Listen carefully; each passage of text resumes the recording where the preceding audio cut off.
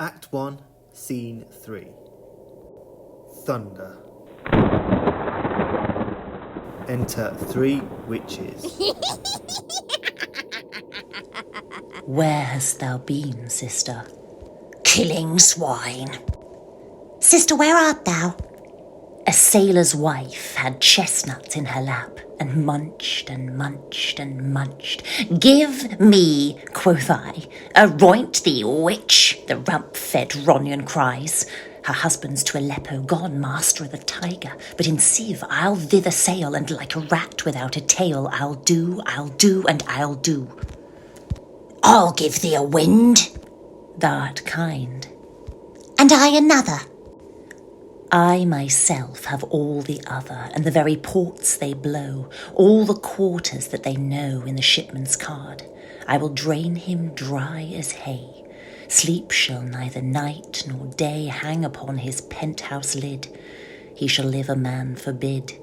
Weary sere nights, 9 times 9, shall he dwindle, peak and pine. Though his bark cannot be lost, yet it shall be tempest tossed. Look what I have.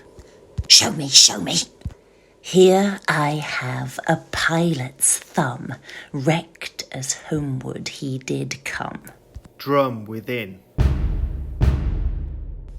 drum, Macbeth doth come. The weird sisters hand in hand, posters of the sea and land, thus do go about, thrice to thine and thrice to mine, and thrice again to make up 9. Peace the charms wound up. Enter Macbeth and Banquo. So foul and fair a day I have not seen. How far is called to Forres? What are these so withered and so wild in their attire, that look not like the inhabitants of the earth, and yet are on it? Live you? Or are you aught that man may question? You seem to understand me. By each at once her choppy finger laying upon her skinny lips. You should be women, and yet your beards forbid me to interpret that you are so. Speak, if you can. What are you? All hail, Macbeth, hail to thee, Thane of Glamis. All hail, Macbeth, hail to thee, Thane of Cawdor. All hail, Macbeth, thou shalt be king hereafter. Good sir, why do you start and seem to fear things that do sound so fair? I, the name of truth, are ye fantastical, or that indeed which outwardly ye show? My noble partner you greet with present grace and great prediction of noble having and of royal hope, that he seems rapt withal. To me you speak not. If you can look into the seeds of time and say which grain will grow and which will not, speak then to me, who neither beg nor fear your favours nor your hate. Hail, hail, hail! Lesser than Macbeth and greater, not so happy yet much happier. Thou shalt get kings, though thou be none. So all hail, Macbeth and Banquo, Banquo and Macbeth, all hail. Stay, you imperfect speakers. Tell me more. By Sinel's death I know I am Thane of Glamis, but how of Cawdor? The Thane of Cawdor lives, a prosperous gentleman, and to be king stands not within the prospect of belief, no more than to be Cawdor. Say, from whence you owe this strange intelligence, or why upon this blasted heath you stop our way with such prophetic greeting? Speak, I charge you. Witches vanish. The earth hath bubbles as the water has, and these are of them. Whither are they vanished? Into the air, and what seemed corporal melted as breath into the wind. Would they had stayed? Were such things here as we do speak about, or have we eaten on the insane root that takes the reason prisoner? Your children shall be kings. You shall be king. And Thane of Cawdor too, when it is not so. To the selfsame tune and words, who's here? Enter Ross and Angus. The king hath happily received, Macbeth, the news of thy success, and when he reads thy personal venture in the rebels' fight, his wonders and his praises do contend, which should be thine or his. Silenced with that, and viewing o'er the rest o' the self-same day, he finds thee in the stout Norwegian ranks.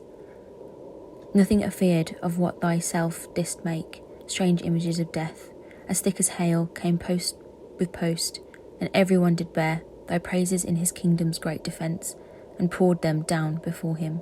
We are sent to give thee from our royal master's thanks, only to herald thee into his sight, not pay thee. And for an earnest of a greater honour, he bade me from him call thee Thane of Cawdor, in which addition hail, most worthy Thane, for it is thine. What? Can the devil speak true? The Thane of Cawdor lives. Why do you dress me in borrowed robes? Who was the Thane lives yet, under heavy judgment bears that life which he deserves to lose. Whether he was combined with those of Norway, or did line the rebel with hidden help advantage, or that with help he laboured in his country's wrack, I know not, but treason's capital, confessed and proved, have overthrown him. Glamis and Thane of Cawdor, the greatest, is behind. Thank you for your pains. Do you not hope your children shall be kings? When those that gave the Thane of Cawdor to me promised no less to them. That trusted home might yet enkindle you unto the crown beside the Thane of Cawdor. But 'tis strange, and oftentimes to win us to our harm, the instruments of darkness tell us truths, win us with honest trifles, to betrays in deepest consequence. A word, I pray. Banquo, Ross and Angus moved to one side. Two truths are told, as happy prologues to the swelling act of the imperial theme. I thank you, gentlemen. Cannot be ill, cannot be good. If ill, why hath it given me earnest of success, commencing in a truth? I am Thane of Cawdor. If good, why do I yield to that suggestion whose horrid image doth unfix my hair and make my seated heart knock at my ribs against the use of nature? Present fears are less than horrible imaginings. My thought, whose murder yet is but fantastical, shakes so my single state of man that function is smothered in surmise and nothing is but what is not. Look how our partner's rapt. If chance will have me king, why chance may crown me without my stir. New honours come upon him, like our strange garments cleave not to their mould, but with the aid of use. Come what come may, time in the hour runs through the roughest day. Worthy Macbeth, we stay upon your leisure. Give me your favour. My dull brain was wrought with things forgotten. Kind gentlemen, your pains are registered where every day I turn to leaf, to read them. Let us towards the king. Think upon what hath chanced, and at more time the interim having weighed it, let us speak our free hearts each to other. Very gladly.